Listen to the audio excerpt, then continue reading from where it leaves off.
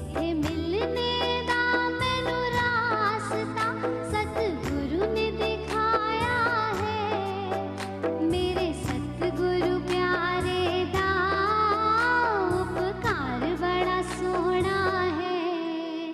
मेरे सतगुरु प्यारे दा दरबार बड़ा सोहना है।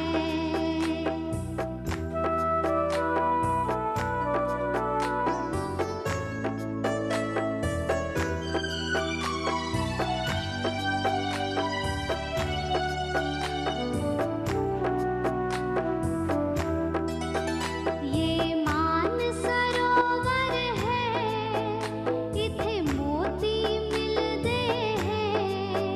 कई जन्म के पिछड़े प्रेमी इस दर ते मिलदे हैं।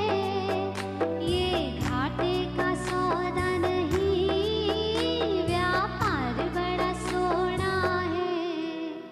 मेरे सतगुरु प्यारे दा दरबार बड़ा सोहना है। मेरे सतगुरु प्यारे दी बड़ी शान निराली है। इते रोज दशहरा है, इते रोज दिवाली है। इते तन मन रंग देते रंगदार बड़ा सोहना है। मेरे सतगुरु प्यारे दा दरबार बड़ा सोहना है। याद फिर आई है आज दीदी जी, स्नेह के सुमन अर्पण करते हैं। मनमोहन की मनमोहिनी दीदी, स्नेह के सुमन अर्पण करते हैं। ओम शांति।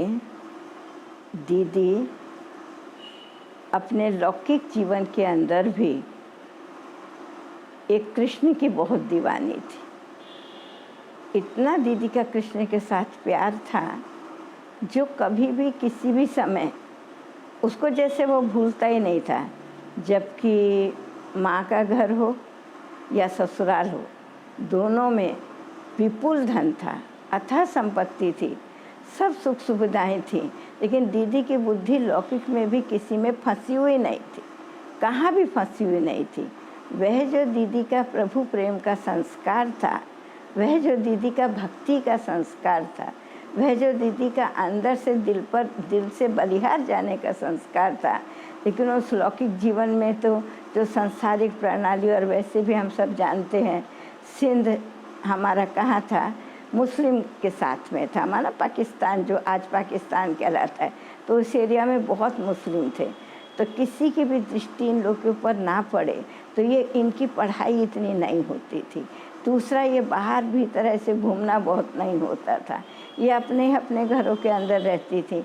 तो वो पर्दा प्रथा, वो अंदर ही अंदर रहना, तो एक प्रभु की ही भक्ति वो बहुत करती थी, वो भी विशेष श्री कृष्ण की। तो दीदी के अंदर ये जो भक्ति का संस्कार था, वही संस्कार ज्ञान में काम भी आया, बदल गया। दीदी का बाबा से, अर्थात निराकार बाबा से इतना प्यार जो वही प्यार में वो ब्रह्मा बाबा को भी देखती थी। इसलिए हम सभी दीदी को एक बात बोलते थे, हम कहते थे दीदी आप कौन हैं? बोली कौन है? मैं आत्मा हूँ। मैंने कहा नहीं ऐसे नहीं, देखो आप तीन हो। जैसे हमारे पास यज्ञ में दीदी, दादी और परदादी, ऐसे तीन शब्द बोलते हैं ना, तो दीदी है, दादी तो प्रकाशमणि दादी को कहते थे, और निर्मल शांत दादी को हम लोग परदादी कहते थे। क्यों परदादी कहते थे? तो एक दिन कारण पूछा क्लास में, दीदी दादी दोनों कहीं से आए, निर्मल शांत दादी यहाँ थी, यज्ञ में थी, तो उनके स्वागत की तैयारी करी। ये मैं मेडिटेशन हॉल की आपको बात बता रही हूँ। तब ओम शांति भवन नहीं बना था उस टाइम पर, मेडिटेशन हॉल में स्वागत की तैयारियां की गई। तो सबसे प्रश्न पूछा गया, भाई इनको दीदी क्यों कहते हैं, इनको दादी क्यों कहते हैं, इनको परदादी क्यों कहते हैं। अब सब सोच रहे हैं, सब सोच रहे हैं, सब सोच रहे हैं। तो किसी ने कुछ सुनाया, किसी ने कुछ सुनाया, किसी ने कुछ सुनाया। जब मेरा नंबर आया, मैंने सबके सुनाने से तीनों की विशेषता ठीक हो गई। जब मेरा नंबर आया तो मैंने कहा दीदी बाप स्नेही, इसलिए दीदी को दीदी माना, दीदी को दीदी बोलते हैं क्योंकि बाबा से दीदी का इतना प्यार है। तो सबसे पहले तो जब तक परमात्मा स्नेह नहीं तब तक पितृ स्नेह नहीं हो सकती, और जब तक पितृ स्नेह नहीं तब तक मातृ स्नेह नहीं हो सकते। तो हमारे यज्ञ के अंदर 3 स्नेही होना बहुत ज़रूरी है। परमात्मा स्नेही, पितृ स्नेही। परमात्मा स्नेही माना माता पिता दोनों उसके अंदर आ गए, सर्व संबंध आ गए। लेकिन ब्रह्मा बाबा तो पितृ है, पिता ही है हमारा, तो वो पितृ स्नेही। और मम्मा माता है। तो दीदी जो थी ना, दोनों बाप, चाहे शिव बाबा देखो चाहे ब्रह्मा बाबा देखो, दोनों की बहुत स्नेही थी। स्नेही का मतलब ये नहीं कि खाली प्यार ही करती थी। स्नेही माना जिससे दिल का प्यार होता है उसकी हर बात को स्वरूप में लाना, उसकी हर बात को मानना। तो हमने दीदी का देखा कि दीदी का बाबा से इतना प्यार था कि जो बाबा चाहता था, बोले भी नहीं, माना साकार बाबा भी और शिव बाबा भी बिना बोले भी दीदी समझ जाती थी इस परिस्थिति में मुझे क्या करने का है। तो इसलिए, और दादी को तो हम टीचर्स नहीं कहते थे क्योंकि वो हमेशा ही भाषण भी करती थी, मुरली भी सुनाती थी, क्लासेस भी कराती थी। दीदी ये सब काम कम करती थी, यज्ञ को ज़्यादा संभालती थी। इसलिए दीदी को बाप स्नेही, दादी को शिक्षक स्नेही और परदादी को सतगुरु स्नेही कहते थे। आप कहेंगे क्यों सतगुरु स्नेही कहते थे? परदादी को सदा एक बात याद रहती थी, जो बाबा नहीं चाहता या बाबा ने माना शिव बाबा ने बाबा द्वारा माना लौकिक बाप द्वारा या ब्रह्मा द्वारा जो भी कुछ, वो तो 3 in 1 एक के लिए दीदी का तो गायन है। तो उसको हमेशा ये रहता था कि बाबा ने बाबा के द्वारा जो श्रीमत दी है, सतगुरु रूप में जो आज्ञा दी है, वो आज्ञा का मेरे से कभी उल्लंघन नहीं हो। नहीं तो सब कहेंगे ना ये लौकिक बेटी है ना, इसलिए जैसे भी चलती है चलता है, बाबा इनको कुछ नहीं कहता है। तो दीदी को ये बात इतनी पक्की, दीदी माना परदादी की बात, पर हम उनको दीदी ही बोलते थे ना। तो दीदी, दादी और परदादी, तो इसलिए किसी ने कुछ सुनाया, किसी ने कुछ सुनाया, ऐसे सारी क्लास में से मिल करके तीनों का पक्का हो गया भाई इनको दीदी क्यों कहते हैं, इनको दादी क्यों कहते हैं, इनको परदादी क्यों कहते हैं। तो दीदी के पास में सबसे बड़ी विशेषता ये थी, वो सिर्फ बाबा के ऊपर आकर्षित नहीं थी, लेकिन बाबा पर प्यार ही सिर्फ नहीं करती थी, लेकिन जीवन में दीदी ने सेवा करके माना पालना देख करके, ज्ञान और योग की पालना देख करके, नष्टो मोहा बन करके, माना किसी चीज़ में दीदी अपनी बुद्धि को फंसाती नहीं थी। व्यक्ति में नहीं, वस्तु में नहीं, पदार्थ में नहीं, स्थान में नहीं, कोई चीज़ में नहीं, बस बाबा के प्यार में खोई रहती थी। तो दीदी ने इतने महारथी इस यज्ञ में निकाले, लेकिन दीदी की कभी किसी में बुद्धि नहीं जाती थी। दीदी हमेशा सबसे सदा उपराम रहती थी। और सबसे बड़ी विशेषता दीदी की क्या थी? उपराम रहने के साथ साथ में, परंतु किसी को ये नहीं लगता था कि दीदी जैसे बात ही नहीं करती है, न्यारी रहती है, सिर्फ अपने योग में ही मगन रहती है। नहीं, कभी किसी पर प्रभावित नहीं हुई, कभी आकर्षण नहीं, कभी विकर्षण नहीं, कभी राग नहीं, कभी अनुराग नहीं, कभी द्वेष नहीं और कभी अति प्यार भी नहीं। कोई नहीं कह सकता कि दीदी इसको एक दृष्टि से देखती थी, इसको एक दृष्टि से देखती थी। इसलिए दीदी ने अपने जीवन में सदा एक बाबा से ही प्यार किया, बाकी सबके साथ स्नेही बन करके चली, सहयोगी बन करके चली और सभी को यज्ञ का भी स्नेही और सहयोगी बनाया। अपने ऊपर कभी किसी को बलिहार नहीं करा, सदा सबको बाबा का ही रास्ता दिखाया। ऐसी विशेष आत्मा सदा परमात्मा स्नेही, पितृ स्नेही और मातृ स्नेही होकर के रही। ऐसी थी हमारी दीदी। ओम शांति।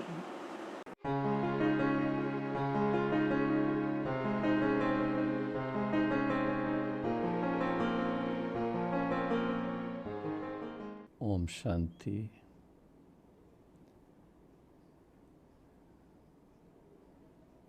ये मेरा सौभाग्य है कि मैं इस महान यज्ञ के आदि रत्नों के साथ उनके संपर्क में 20 साल की उम्र में आया और उनकी दिव्य दृष्टि, उनका दिव्य स्नेह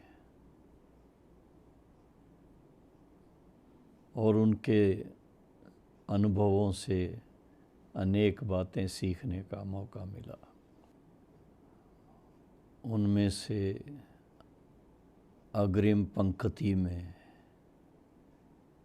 मातेश्वरी सरस्वती जी के साथ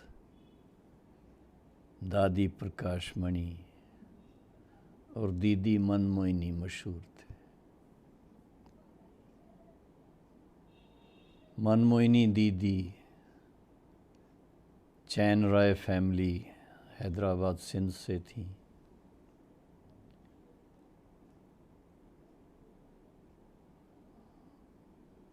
उनके अंकल और आंटी दादा लोकुमल और जसोती माता जो निमित्त बने पेडर रोड पर बॉम्बे में जसलोक हॉस्पिटल बनवाने के लिए, उस परिवार को बिलोंग करती।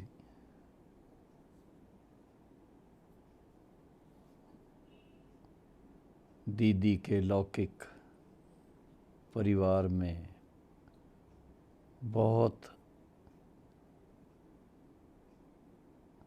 श्रेष्ठ आत्माओं का, यूँ कहें कि आगमन हुआ है। उनकी लौकिक भाभी कमला भाभी जिनको कहते हैं, जो बहुत यज्ञ स्नेही थी और विश्व हिंदू परिषद की प्रेसिडेंट होकर के उन्होंने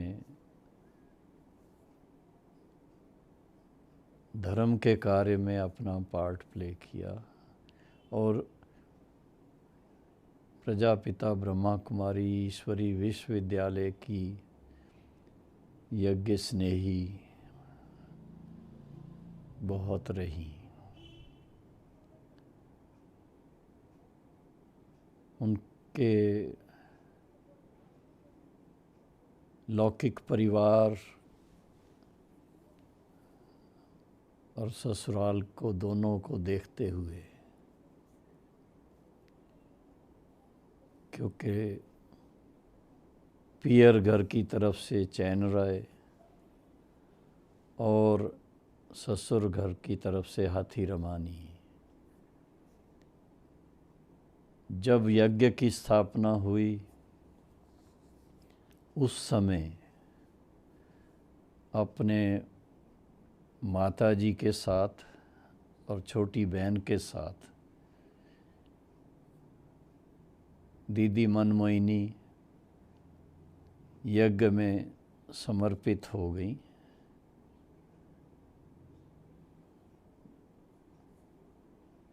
लौकिक में कोई संतान नहीं थी और यज्ञ में आने के बाद, ब्रह्मा बाबा के मम्मा के संपर्क में आने के बाद, उन्होंने अपने जीवन के कुछ ऐसे नियम बनाए हुए थे, ऐसे असूल थे जो हम छोटे बाबा के बच्चों को भी उनसे प्रेरणा मिलती थी। सबसे पहले तो मैं उनसे 1959 में फरवरी में ही मिला था, जब वो थोड़े समय के लिए दिल्ली से बॉम्बे आई हुई थी, क्योंकि उनका विशेष कार्य स्थान दिल्ली था। उस समय जब उनसे मिले थे, बड़ी दीदी कहते थे उनको, तो दीदी के नाम से बहुत एक रिस्पेक्ट मन में आती थी।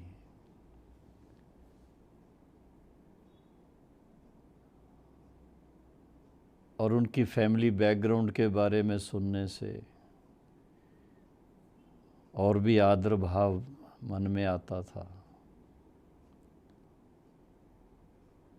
उनके लौकिक भाई दादा मिट्ठू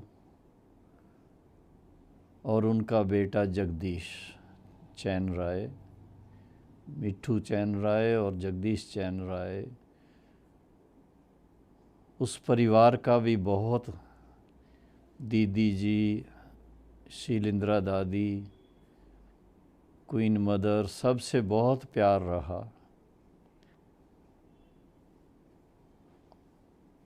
बहुत यज्ञ स्नेही रहे सभी। लेकिन दीदी जी का अपना जो कार्य स्थान था, साकार बाबा की तरफ से उन्हें दिल्ली में उन स्थापित किया था। रजोड़ी गार्डन में रहती थीं, लेकिन सारे दिल्ली का कारोबार जो था वो उनके ऊपर बाबा ने रखा था। ये एक प्रकार से यूँ कहें कि मुख्य जो बड़ी दादियाँ थीं, उनमें से सबसे सीनियर कहो, सबसे बाबा के समीप, मम्मा के समीप प्रकाशमणि दादी और दीदी मनमोहिनी थे। तो दीदी मनमोहिनी दिल्ली में थी, प्रकाशमणि दादी पहले पटना में थी, हालांकि उन्होंने और स्थानों पर भी सेवा की थी, फिर बाद में बॉम्बे में बाबा ने उनको भेज दिया था। तो दीदी मनमोहिनी हमें पहली बार तो बहुत थोड़े समय के लिए मिली, क्योंकि हम बिल्कुल नए थे। लेकिन जब हम 6 महीने के बाद मधुबन आए और बाबा मम्मा से मिले, 10 दिन मधुबन रहने के बाद दिल्ली की तरफ गए। 2 दिन दिल्ली में थे और दीदी जी के पास ही रहे थे। वहीं क्लास सुबह का और दीदी जी से मिलने का, और दीदी जी ने फिर हमें उस समय जो दिल्ली में सेंटर थे, एक एक सेंटर पर जाने के लिए, जा कर के सारे भाई बहनों से मिलने के लिए विशेष इशारा दिया था। उस समय ही हम खास दादी गुलजार जी से भी मिले, भ्राता जगदीश चंद्र जी से भी मिले, और दादा गोपाल और गीता बहन जी से भी मिले, मोहिनी बहन से भी मिले, और भी दिल्ली में इंद्र भाई जी थे, उनसे भी मिलना हुआ, और भी भाई थे। अनेकों से मिलना, उनके अनुभव सुनना, और उसमें खास करोल बाग में ब्रिजमोहन भाई के पिताजी, उनसे भी मिलना हुआ, माता जी से भी मिलना हुआ, ऑलराउंडर दादी से भी मिलना हुआ। तो एक प्रकार से ईश्वरी परिवार क्या है, हर एक की विशेषताएं क्या हैं, कुछ देखने को मिली। और दीदी बड़े प्यार से हमें पूछती कि आज क्या देखा, आज किससे मिले, आज क्या अनुभव किया, आज क्या धारणा की। इस तरह से शुरुआत दीदी जी के साथ दिल्ली में हुई, और फिर 1959 में ही दिवाली के दिनों में साकार बाबा जब बॉम्बे में आए हुए थे और मेरी छुट्टियां थीं, उस समय बाबा ने दीदी मनमोहिनी और दादी प्रकाश मणि को अपने पास दिवाली के दिनों में बुलाया था। वह समय था जब मैं एक यूँ कहूँ कि 8-10 महीने का स्टूडेंट, लेकिन बाबा की यूँ कहूँ नज़रे इनायत से उनके नज़दीक ज़्यादा रहता था और उस समय देखा कि बाबा का कितना गहराई का, कितना असीम ईश्वरी प्यार दीदी के साथ और दादी के साथ था। दीदी जी को एक विशेष वरदान भी था, वो सेमी ट्रांस में भी जाती थी। तो बाबा ने एक ऐसा ईश्वरीय अनुभव कराने के लिए दीदी को और दादी को दृष्टि दे करके रूहानी नशे में जैसे भेज दिया। दिलवाला बाबा की लाडली दिलवाली, दीदी और दादी की जोड़ी बड़ी निराली, ऐसी ना मिली थी फिर ना मिलने वाली। दीदी दादी की जोड़ी निराली, दीदी दादी की जोड़ी निराली।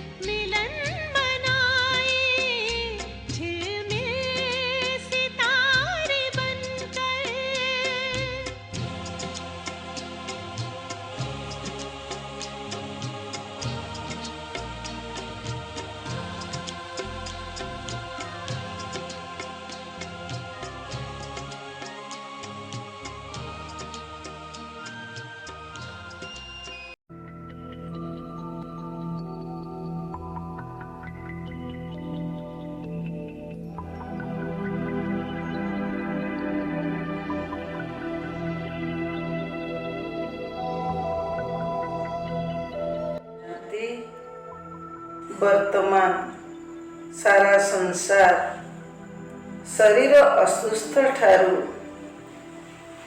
ଅଧିକ ମାନସିକ ଅସୁସ୍ଥ ହୋଇପଡ଼ିଛି। ତେଣୁ ସମୟର ଆହ୍ୱାନ ଏହିକି ଯେ ରାଜଯୋଗର ଅଭ୍ୟାସ ଦ୍ୱାରା ଆମେ ମନ ଉପରେ ନିୟନ୍ତ୍ରଣ କରିବା ସହିତ ଶରୀରକୁ ମଧ୍ୟ ବିଭିନ୍ନ ପ୍ରକାର ରୋଗ ପ୍ରଭାବରୁ ମୁକ୍ତ କରିପାରିବା। ତେବେ ଆସନ୍ତୁ ଆମେ ସମସ୍ତେ ଏହି ରାଜଯୋଗର ଅଭ୍ୟାସ ଦ୍ୱାରା तन और मन को सुस्थ करिबा। ओम शांति।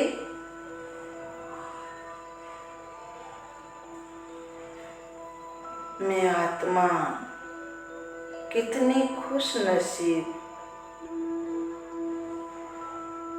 कितनी भाग्यशाली हूँ।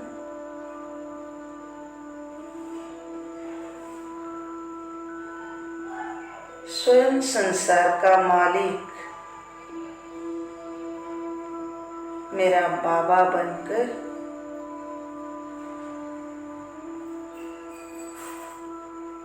मेरी अंगुली पकड़कर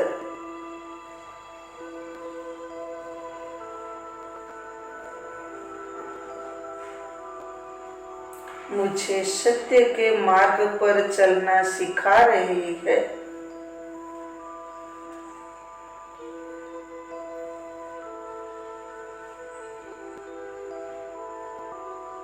सारा संसार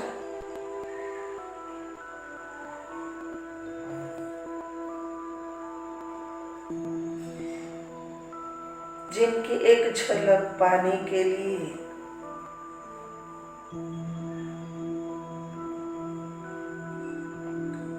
अपना सर्वस्व लुटा देते हैं,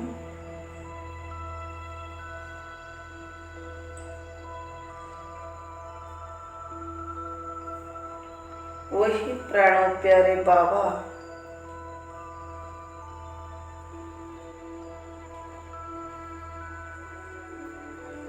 मुझे कांधों पर बिठाकर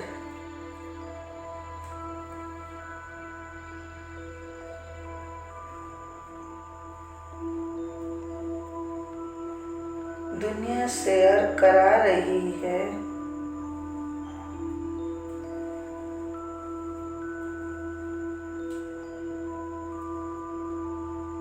बाप दादा की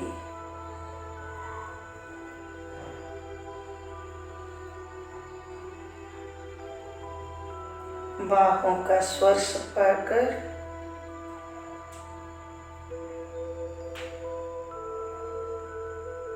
मैं आनंद विभोर हो रही हूँ।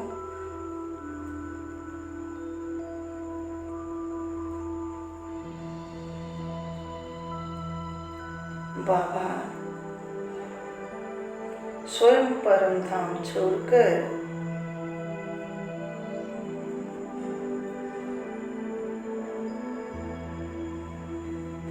मेरे लिए दैवी दुनिया स्थापन करने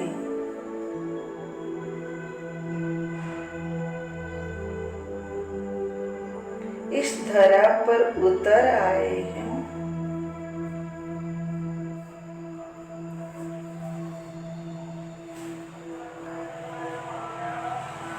और आकर मुझे मेरा ओरिजिनल स्वरूप का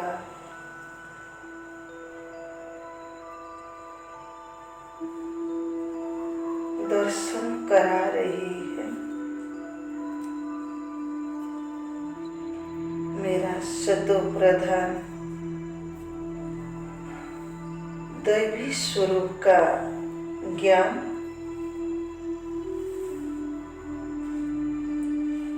मेरे सामने इमर्ज करा रहे हैं।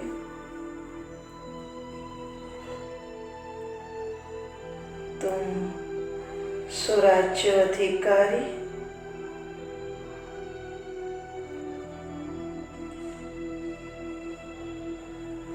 बालक सो मालिक हो,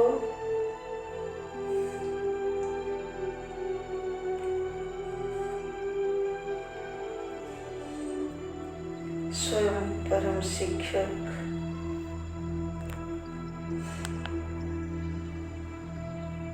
परम सद्गुरु बाप दादा,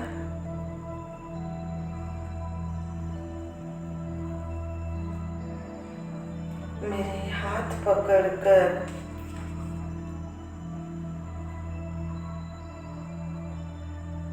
मुझे सत्य की सिंहासन पर बिठाया है।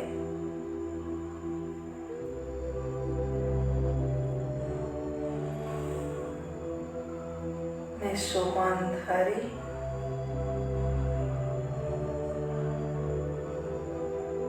डबल ताजधारी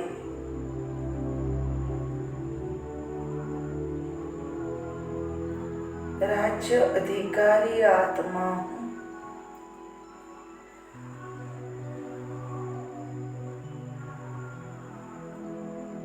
मेरे नयनों पर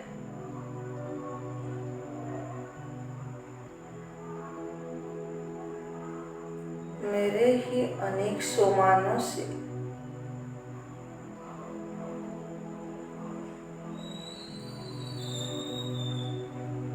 सुसर्जित रूप प्रकट हो रहा है।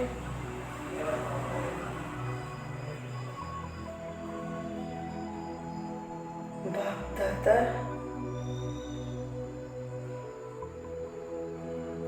स्वयं मुझे सीट पर बिठाकर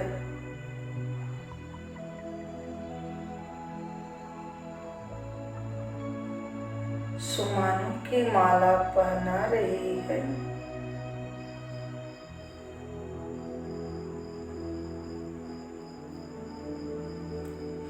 मैं बाबा के साथ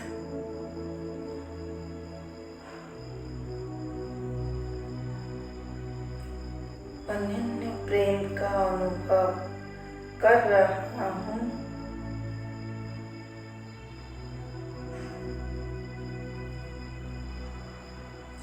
अब मेरे प्यारे पिता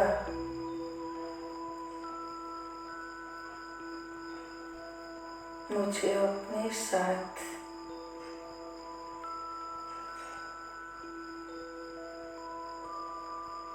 मेरे अपने घर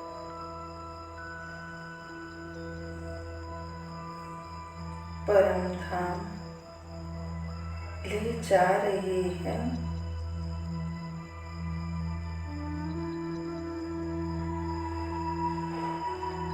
पंछी की तरह मैं उड़ते हुए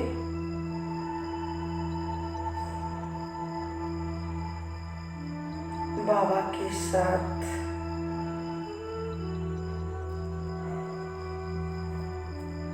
परम धाम जा रहा हूँ।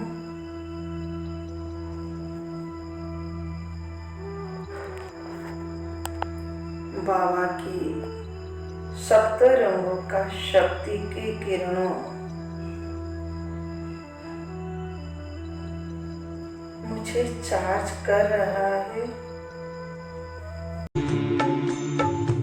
प्रभु तेरे रंग में, प्रभु तेरे रंग में हम रंग गए से, प्रभु तेरे रंग में हम रंग गए से। हमें लगता है कि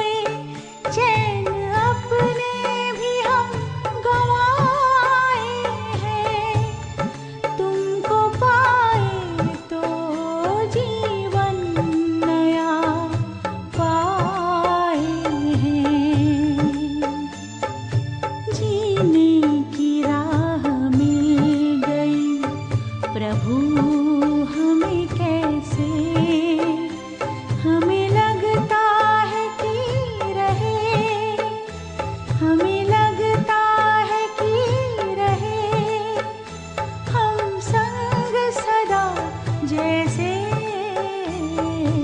प्रभु तेरे रंग में।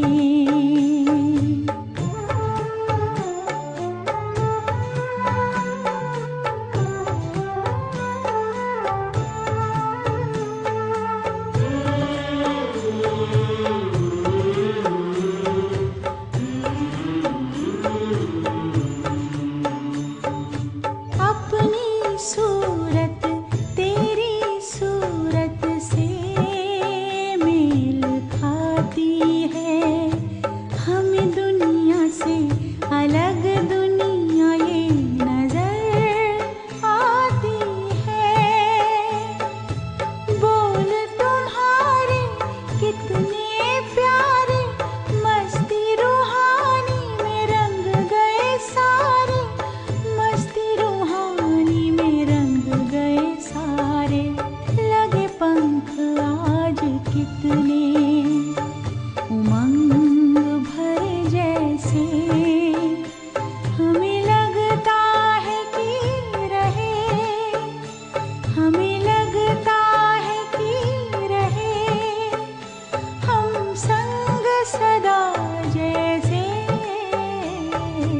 प्रभु तेरे रंग में।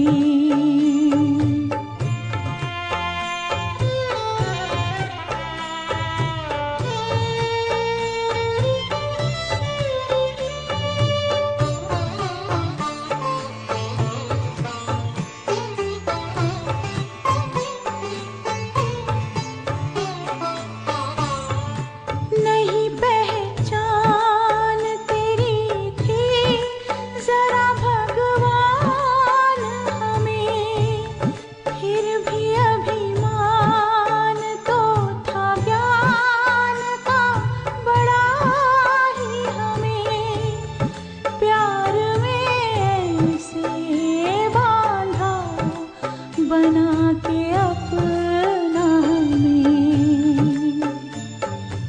कोई डोर हो बंधी जो पतंग में जैसे, हमें लगता है कि रहे, हमें लगता है कि रहे हम संग सदा जैसे, प्रभु तेरे रंग में, प्रभु तेरे रंग में हम रंग ऐसे, प्रभु तेरे रंग में हम रंग ऐसे, हमें लगता है कि रहे, हमें लगता है कि रहे हम संग सदा जैसे, प्रभु तेरे रंग में।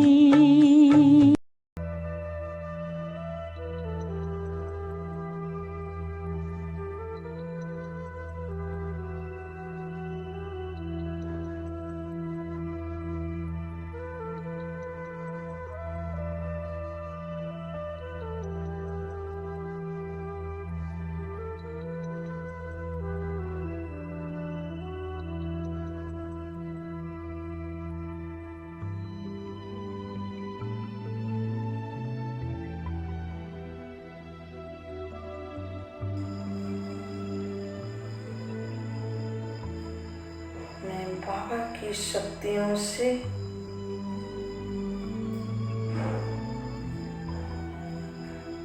भरपूर हो रहा हूँ।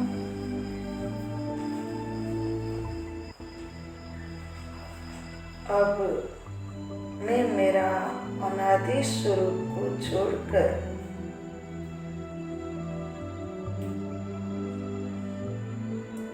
प्यारे पिता के साथ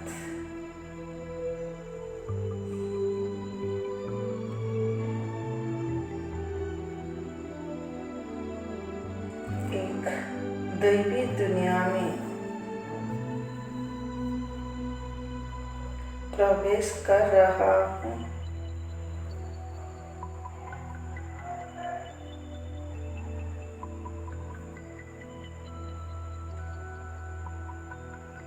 एक छोटी सी राजकुमार के रूप में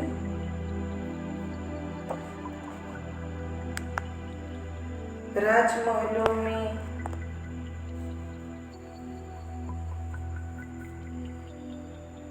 आत्मा अपने आप को देख रही हूँ।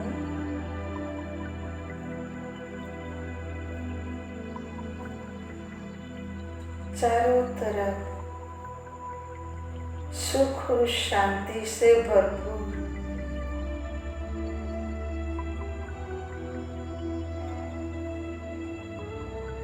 इस दुनिया को देखकर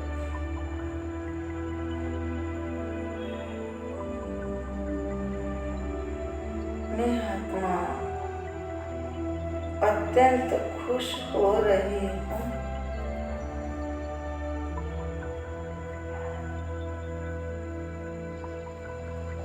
फलों फूलों से भरपूर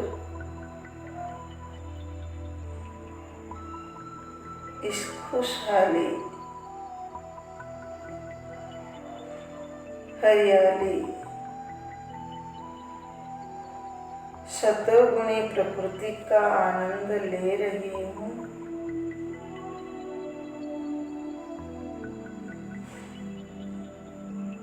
फिर पूज्य स्वरूप की ओर जा रही हूँ।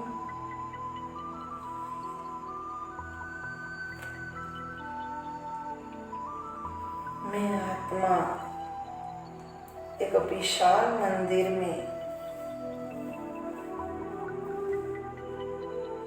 माँ दुर्गा के रूप में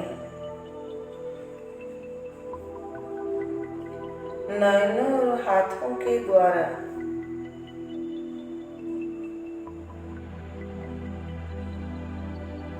सभी को आशीर्वाद दे रही हूँ।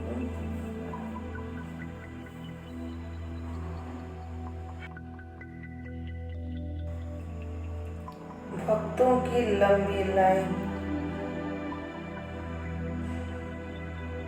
मेरे सामने है।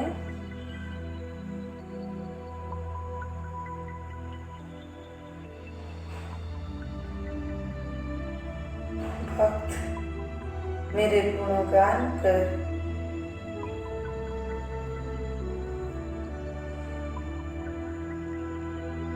मेरे आरती कर रही है।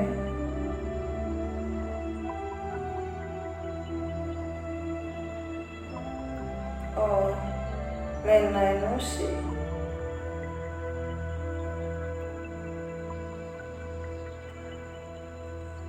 उन्हें सुखी और सदा स्वस्थ बनने का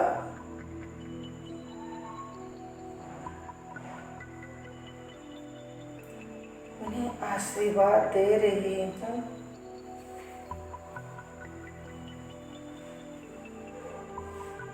ये मुझ आत्मा का पूज्य स्वरूप है।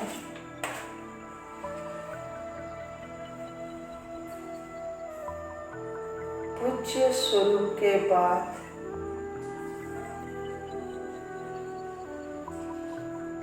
मैं आत्मा चलती हूँ अपने ब्राह्मण स्वरूप के ओर।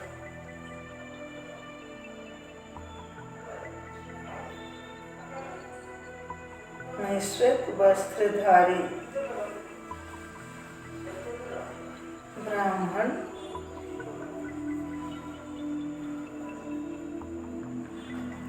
पांडव भवन में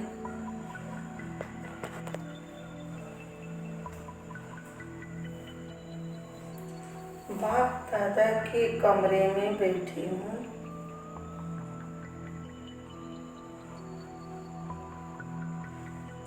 बाप दादा की नैनों से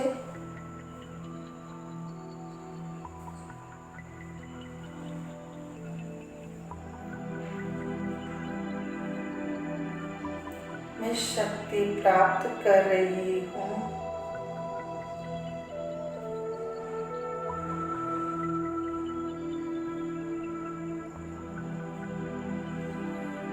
कितना भाग्य है मेरा।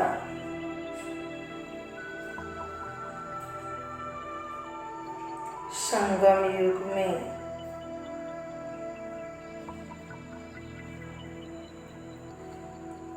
स्वयं परमात्मा मुझे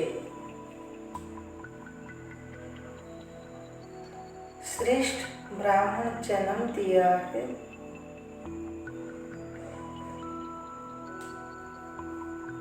धन्यवाद बाबा।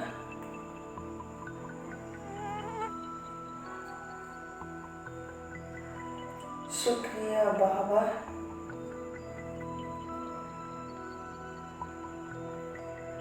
वाह बाबा, वाह मेरा भाग्य।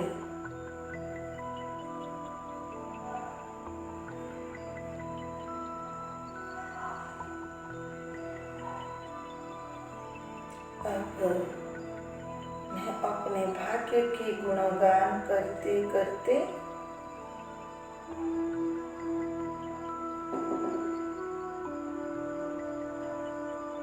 फरिश्ते स्वरूप को धारण कर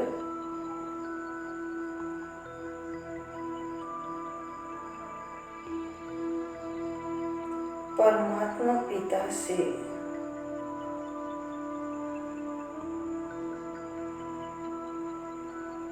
शांति का सकाश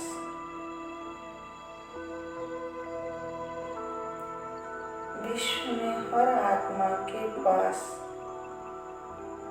पहुंचा रही हूँ।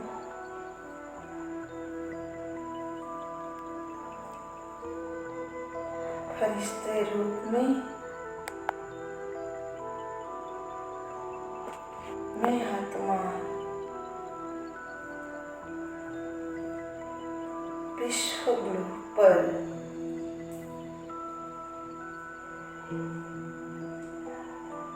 बहुत सुंदर शांति का वाइब्रेशन फैला रही हूँ।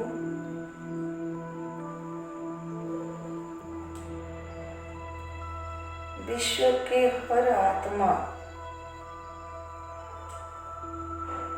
शांति का अनुभव कर रही है।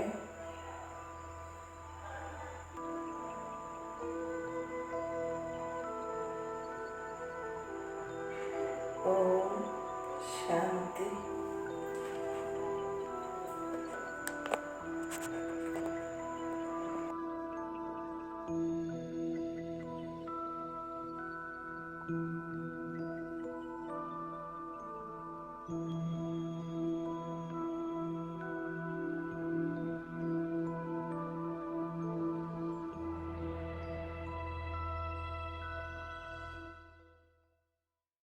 Thank you.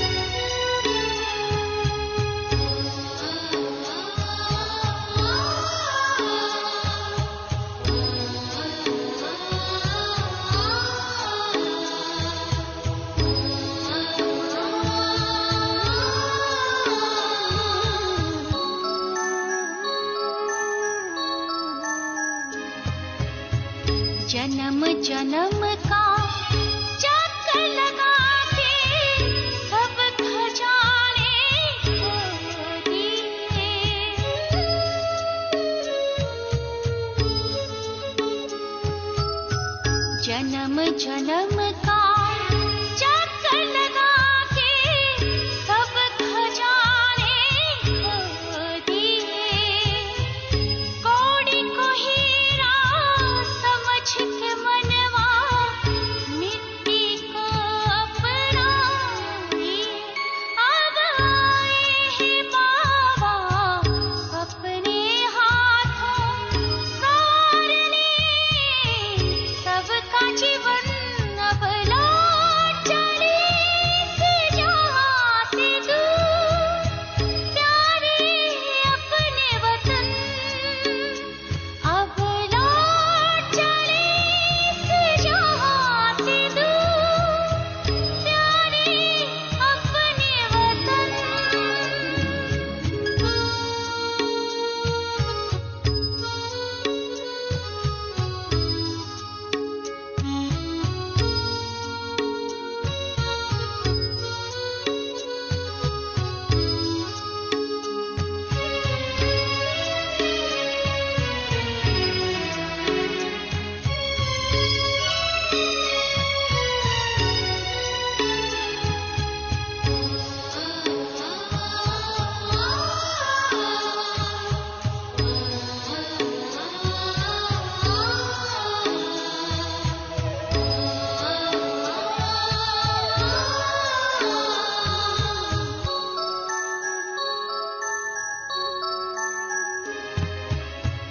एक यही है लक्ष्य दिल में पाना है आशियाना।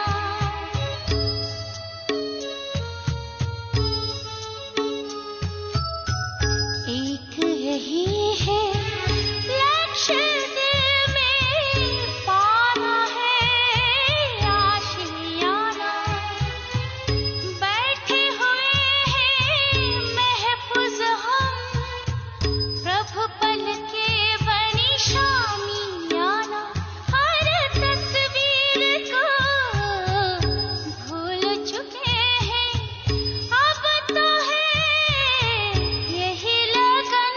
अब लौट चले इस जहां से दूर, प्यारे अपने वतन। अब लौट चले इस जहां से दूर, प्यारे अपने वतन।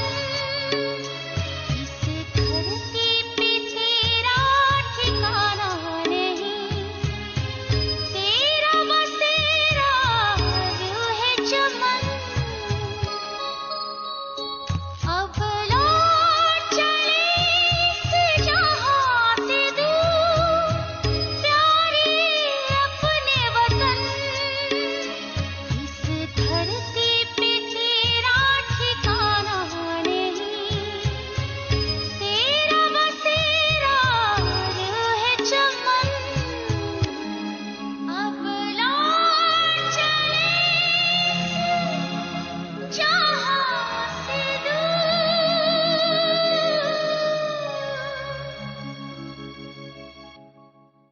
ओम शांति। मैं रूहानी क्षमा पर फिदा होने वाली चैतन्य परवाना हूँ। ओम शांति। चलो आत्माओं